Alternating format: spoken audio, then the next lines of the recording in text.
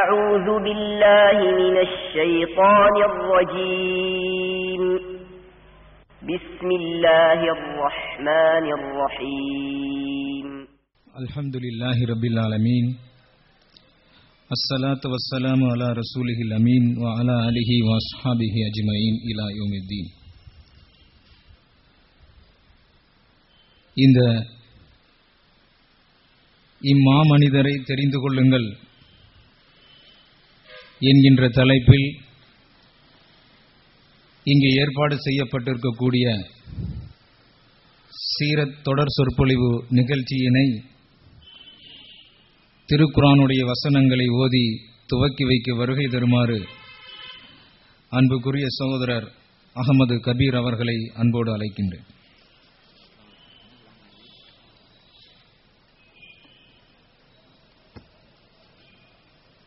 أعوذ بالله من الشيطان الرجيم بسم الله الرحمن الرحيم يا أيها المزمل قم الليل إلا قليلا نصفه أو انقص منه قليلا أو زد عليه ورتل القرآن ترتيلا إنا سنلقي عليك قولا ثقيلا إن ناشئة الليل هي أشد وطئا وأقوم قيلا إن لك في النهار سبحا طويلا واذكر اسم ربك وتبتل إليه تبتيلا رب المشرق والمغرب لا إله إلا هو فاتخذه وكيلا واصبر على ما يقولون واهجرهم هجرا جميلا وذرني والمكذبين أولي النعمة ومهلهم قليلا إن لدينا أنكالا وجحيما وطعاما ذا غصة وعذابا أليما يوم ترجف الأرض والجبال وكانت الجبال كثيبا مهيلا إنا أرسلنا إليكم رسولا شاهدا عليكم كما أرسلنا إلى فرعون رسولا فعصى فرعون الرسول فأخذناه أخذا وبيلا فكيف تتقون إن كفرتم يوما يجعل الولدان شيبا السماء منفطر به كان وعده مفعولا إن هذه تذكرة فمن شاء اتخذ إلى ربه سبيلا صدق الله العظيم. கண்ணியத்திற்குரிய சகோதரர்களே, இப்பொழுது தங்கள் முன்னிலையிலே சூரத்துல் முஸம்மிலிலிருந்து 1வது வசனத்திலிருந்து 19வது வசனம் வரை ஓதி காட்டினேன். அதனுடைய மொழிபெயர்ப்பை இப்பொழுது வாசிக்கின்றேன். போர்த்திக் கொண்டு படுத்திருப்பவரே, இரவில் எழுந்து தொழுவீராக. ஆனால் கொஞ்ச நேரம், அதாவது பாதி இரவு அல்லது அதைவிட சற்று குறைவாகவோ அல்லது கூடுதலாகவோ தொழுவீராக. மேலும் குர்ஆனை நிறுத்தி நிதானமாக ஓதுவீராக. திண்ணமாக நாம் மீது கனமானதொரு வாக்கை இறக்கப் போகின்றோம். உண்மையில் இரவில் எழுந்திருப்பது மனதை கட்டுப்படுத்துவதற்கு மிகவும் பயனுள்ளதாகவும் குர்ஆனை நேர்த்தியாக ஓதுவதற்கு மிகவும் ஏற்றதாகவும் இருக்கின்றது. பகல் நேரங்களிலோ உமக்கு நிறைய பணிகள் உள்ளன. இறைவனின் பெயரை நினைவு கூர்ந்து கொண்டிருப்பீராக. மேலும் அனைத்தையும் விட்டு அவனுக்காகவே ஆகிவிடுவீராக. அவன் கிழக்கு மேற்கு திசைகளின் அதிபதியாவான். அவனைத் தவிர வேறு இறைவன் இல்லை. எனவே அவனையே உமக்கு பொறுப்பேற்பவனாக வக்கீலாக ஆக்கிக் கொள்வீராக.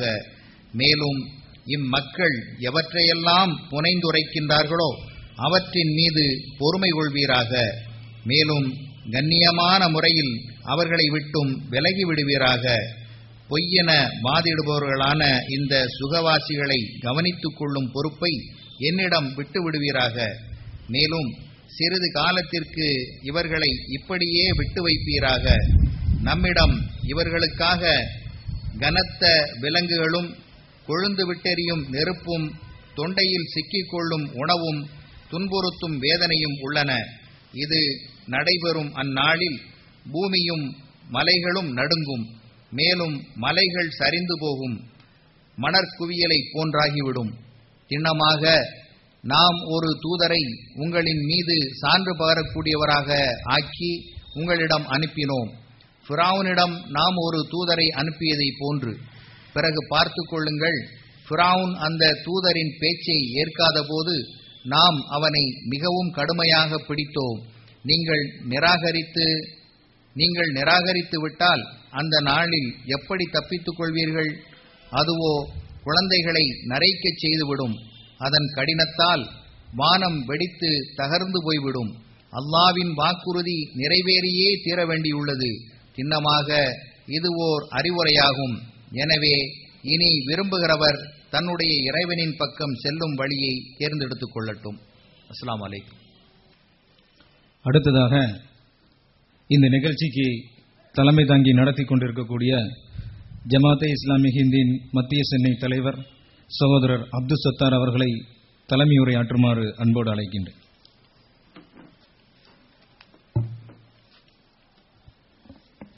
பிஸ்மில்லாஹிர் ரஹ்மானிர் ரஹீம்.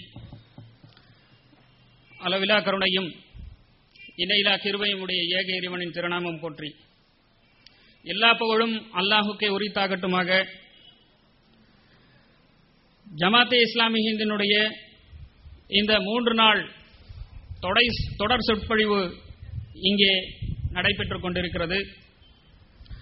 இந்த தொடர் சொற்பொழிவினுடைய கன்வீனர் சகோதரர் அஷ்ரஃப் அலி சாஹிப் அவர்களே, இந்த நிகழ்ச்சியை தொகுத்து வழங்கிக் கொண்டிருக்கக்கூடிய சகோதரர் சையத் சுல்தான் சாப் அவர்களே, இன்றைய தினம் இங்கே சிறப்புரை ஆற்ற வந்திருக்கக்கூடிய மௌலவி நூஹ் மல்ஹரி அவர்களே மற்றும் ஜமாத்தே இஸ்லாமி ஹிந்தினுடைய பொறுப்பாளர்களே, சகோதரர்களே, சகோதரிகளே, உங்கள் அனைவரும் மீதும் அல்லாஹு தஆலாவுடைய சாந்தியும் சமாதானமும் என்றென்றும் உரித்தாகட்டுமாக. அன்புக்குரிய சகோதர சகோதரிகளே, நபிகள் நாயகம் ஸல்லல்லாஹு அலைஹி வஸல்லம் அவர்களுடைய இந்த சீரத் சொற்பொழிவினுடைய அவசியம் என்ன?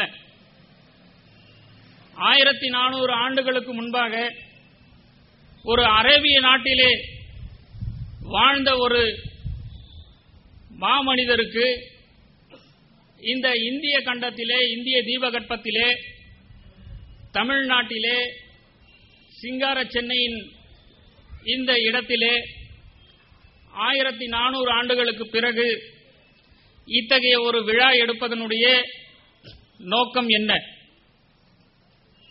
கண்ணியத்துக்குரிய சகோதரர்களே,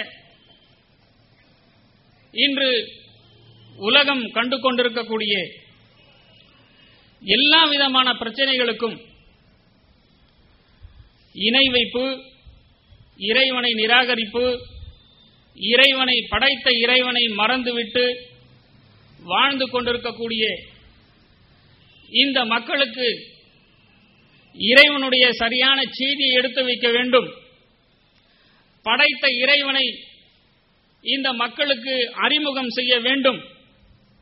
இறைவன் புறத்திலிருந்து வந்த இந்த இஸ்லாம் என்ற மார்க்கத்தை இறைவனை மறந்த இந்த மக்களுக்கு எடுத்து சொல்ல வேண்டும் என்ற ஒரு உன்னத நோக்கம்தான் இந்த சீரத் சொற்பொழிவினுடைய நோக்கமாக இருக்கிறது. ஆக இங்கே மத்திய சென்னையின் சார்பாக இங்கே சிறந்த 3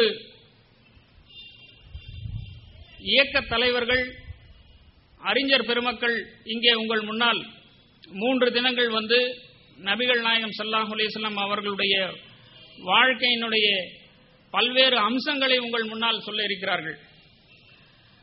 ஆக கண்ணியத்துக்குரிய சகோதரர்களே, சகோதரிகளே,